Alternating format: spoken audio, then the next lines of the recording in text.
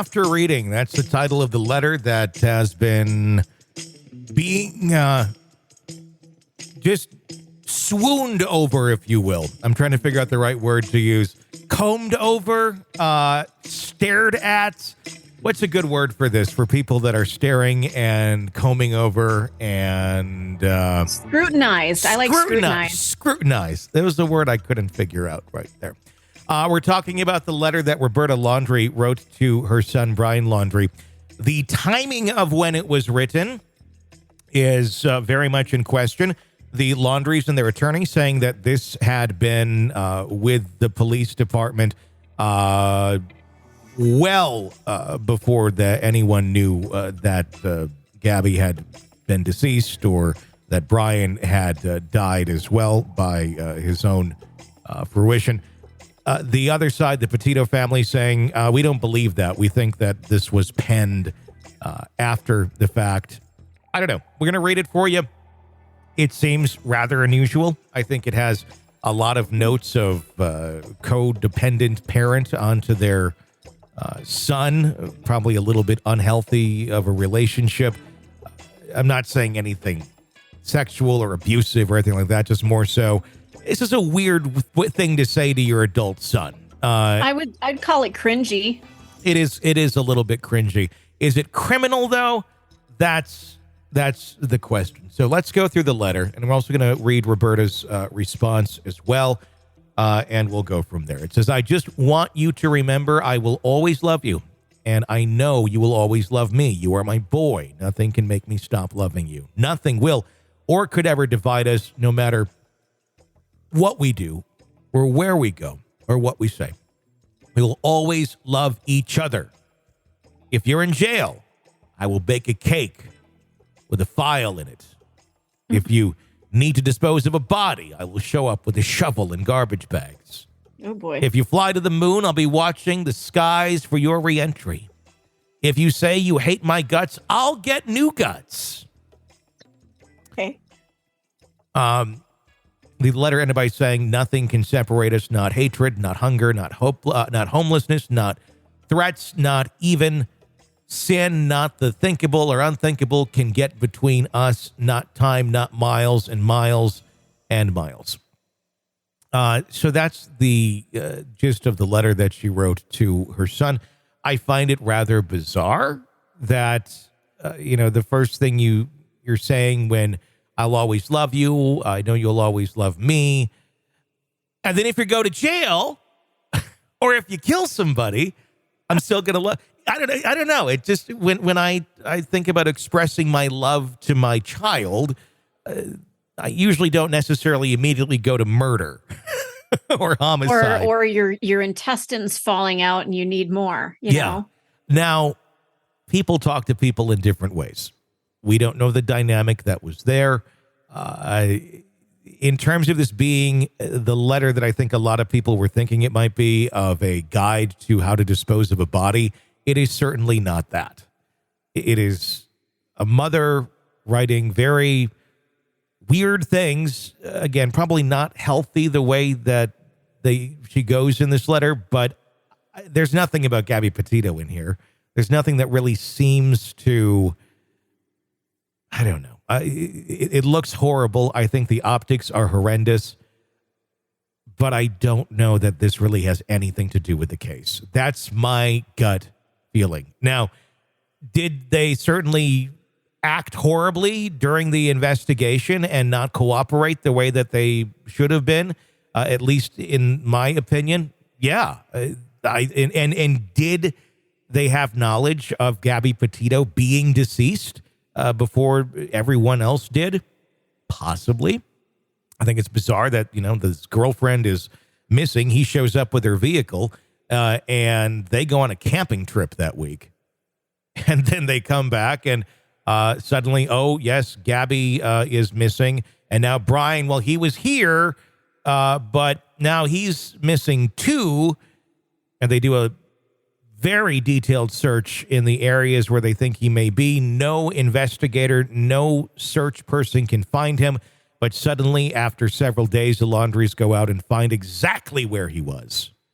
Just pinpoint, know exactly where he went, and then boom, they found their dead son.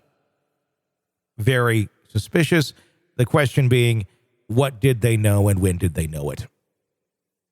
And if you're wondering, are they capable of covering up a crime? Well, I think the letter pretty much spells out they're willing, or she at least is willing to do anything for her son.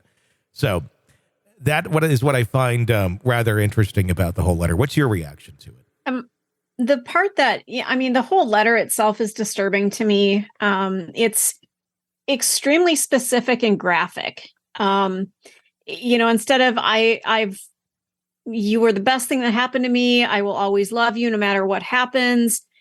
People talk in vague terms, like, no matter what life choices you make, I'll always be there for you. This was specific. Like, if you kill someone, I'll help you, I'll show up with a shovel and help you dispose of the body. I mean, what? Who talks like that? Yeah. And it just, something about this relationship, like I mentioned, feels very cringy. It feels very inappropriate for a mother to be speaking to her son this way. And I want to know more about Byrne after reading. So what was the problem with the letter? There was, it was, according to her, and she's always stood by this, it was a reference to another book that they had been reading. And I believe something that even Bryan and Gabby were aware of. It was, I think, more tongue-in-cheek. That's what she's professing anyway. I'm not going to say I think. I'm just saying from what I'm understanding of this. And yeah, optics are absolutely horrible on this. Now, yeah, and I think, people say, yeah, you're my ride or die. You're my person. Sure. That's one thing. But this was so absolutely specific and graphic that it just feels a little too autobiographical, if you know what I mean. It does. I mean, it really does. Her response to this, now that the letter is public, says the letter to Bryan was written prior to Gabby and Bryan leaving my home for their trip. Previously, I submitted an affidavit to the court for very limited purposes, but that is not the whole story. Now that the letter has been shared, I ask that you read it in its entirety and understand that the letter contains other phrases besides those highlighted by Pat Riley, that's the attorney for the Petitos, for sensationalism and to bolster his case. I truly loved my son and simply wanted to convey to him how much he meant to me and how much I loved him. I'm sure people use phrases all the time to express to their loved ones the depths of their love, although I chose words that I thought would be impactful with Bryan given our relationship. The letter was in no way related to Gabby. Please read the entire letter before you believe the hype put out by Pat Riley. So wow. My gut on this, honestly, I know that's easy to jump on the bandwagon and go, oh, she wrote this after she knew he was I don't know. I really don't think so. Does it say that they'll go to any length or she'll go to any length to defend her son if he does something? Yeah. Which very much explains that week while Gabby was missing and then he went missing. But at the same time, I don't necessarily know that it's indicative of true evidence of a cover-up because it was likely written beforehand. Did they try to cover something up? I think that needs to be investigated. And it is being investigated. And I think, that there should be appropriate action taken if they were indeed, covering for their son if they knew that he committed a murder. But I don't know. I just don't know that the letter itself really has anything to do with the case, other than showing us the lengths that a mother would go to if, in fact, he did do anything. The crazy thing about all this to me is if they were aware that their son had done this crime, and obviously he felt very bad about it, however this happened, we don't even really know exactly why or how. We know how she died, but we don't know what exactly, where this went and how they got into that sort of a situation. Obviously shouldn't have ever been there. The fact that he went out and killed himself doesn't necessarily show us that he's a cold-blooded killer and has no remorse. It looks like he had a lot of remorse for his actions, and that's why he took his life. And if you're the mother and you know that your son did this, say he actually said to them, she's dead, we got into this scuffle, whatever, and I stupid and I went too far and I killed her, whether it be accidental or on purpose, or he thought that he was doing the right thing for whatever reason. you would still have your son if you had called the police, because he'd be in jail. Now, maybe he would have killed himself in jail, but probably on some sort of suicide watch, and he would be in custody. And you could let the system play itself out. It would be horrible to know that your son did this and he's behind bars, but you could still love your son. You could still support your son because your son is your son, and he wouldn't be dead. The idea that, and it seems like it's pointing that way, that they knew that he was going to go off into the woods and likely kill himself because they knew exactly where he was when they found his body. That seems rather twisted to me, that you're okay with letting your son go kill himself rather than, let the justice system do what it's going to do and determine what kind of a crime this truly was. He'd still be around very likely had they taken that move and not allegedly tried to cover anything up. But there is this fear of the unknown. If you've committed a crime and you're worried about getting caught, depending on who you are and what part of the country you're in, your resources, you could end up in jail for the rest of your life or for a year. And he might have been. I mean, I think that was on the table. They were thinking, shit, if he did this, he could be in jail for the rest of his life. Yeah. Yeah. I think sometimes that clouds people's judgment that maybe we're not going to be dealt with properly, and I just can't get caught. I mean, I feel like that's why people will have shootouts with the police. They're not going to jail. Yeah. That's not a place for rehab. That's not a place to repent for your sins and come out a better person. No, I'm not going in. I know it's going to be all bad. So I'm just going to go on the way out. And it's very easy to armchair quarterback this. I mean, I can't imagine what it would be like if my child came to me and said, I just killed my significant other. I don't know what to do. I feel this shouldn't have happened, but it happened.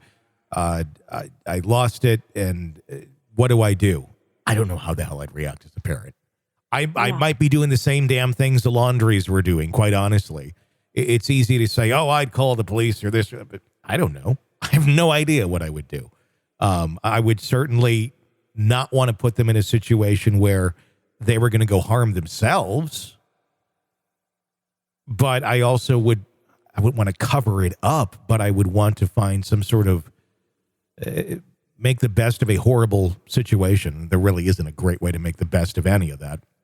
But unfortunately, you can have blinders on at that moment in time, and you make decisions that you look back on and go, why did I not see all these other possibilities for what could have happened? Yeah. And let's hope you never get to be in that situation. But the other thing you could do is contact an attorney. Hey, I've got this situation. I need you to help me navigate it. Yeah. That would have made more sense. Yeah. I guess what I'm going to do now is I'm just going to write a letter like this to my daughter and date it of 2023. And then if anything ever happens, like, no, he wrote that to her when she was 10.